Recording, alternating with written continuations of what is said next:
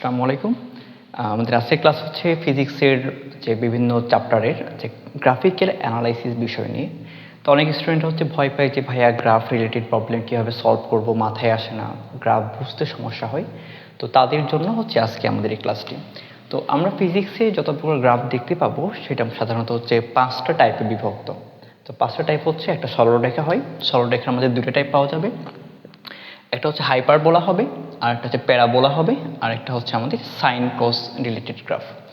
প্রথমেই দেখে নিই আমাদের গ্রাফটা কীভাবে ড্র করব।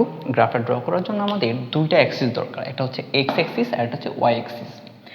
তো এই এক্স অ্যাক্সিসকে বলি আমরা স্বাধীন অক্ষ বলি, এটাকে বলবো হচ্ছে আমরা স্বাধীন অক্ষ।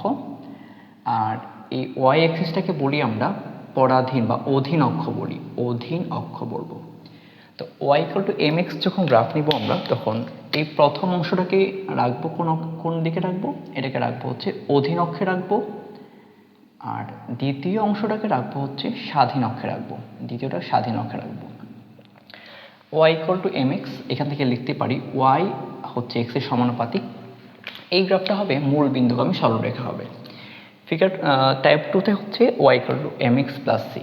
এই গ্রাফটা হবে আমাদের 2টা টাইপ দেখতে পাবো, যদি সি এর মানটা পজিটিভ হয় আবার নেগেটিভ হলে।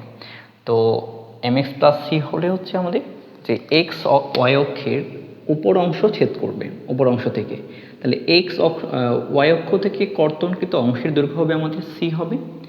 আর এখানে এম এক্স মাইনাস সি, এখানে হবে ওয়াই অক্ষ হতে কর্তনকৃত অংশ হচ্ছে আমাদের মাইনাস সি, নিচ থেকে উঠবে এটা।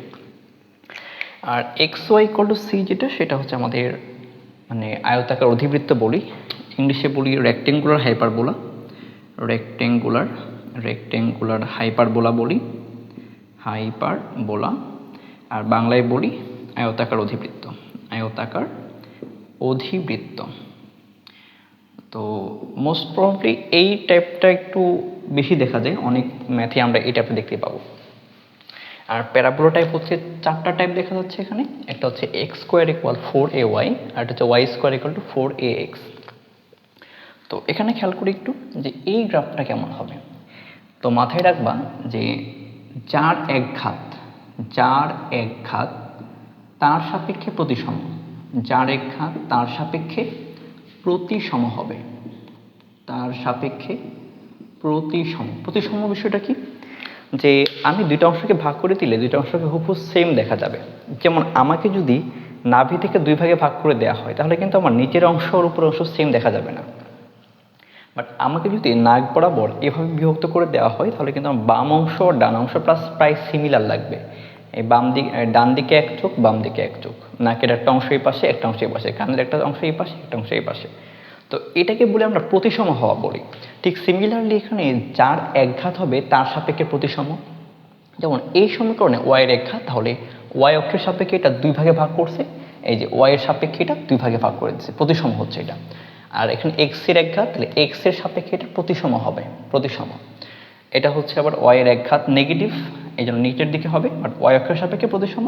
এটা হচ্ছে নেগেটিভ এক্স এর একঘাত এবং নেগেটিভ এক্স অক্ষের দিকে প্রতিসম হবে। আর সাইন এক্স এর গ্রাফটা হবে 0 থেকে শুরু হবে, মূলবিন্দু থেকে শুরু হবে। আর মাইনাস সাইন এক্স হচ্ছে জাস্ট এটা রিভার্স, এটা উপর দিকে উঠবে, নিচ দিকে যাবে এটা। আর কজ এক্স হচ্ছে আমাদের উপর থেকে শুরু হবে, কারণ কজ 0 ডিগ্রির মান হচ্ছে 1, এখানে 1 থেকে শুরু হবে, আর সাইন 0 0 0 থেকে শুরু হবে। আর যে মাইনাস কজ এক্স এর গ্রাফটা কেমন হবে, সেটা হবে এরকম যে নিচ থেকে শুরু হবে।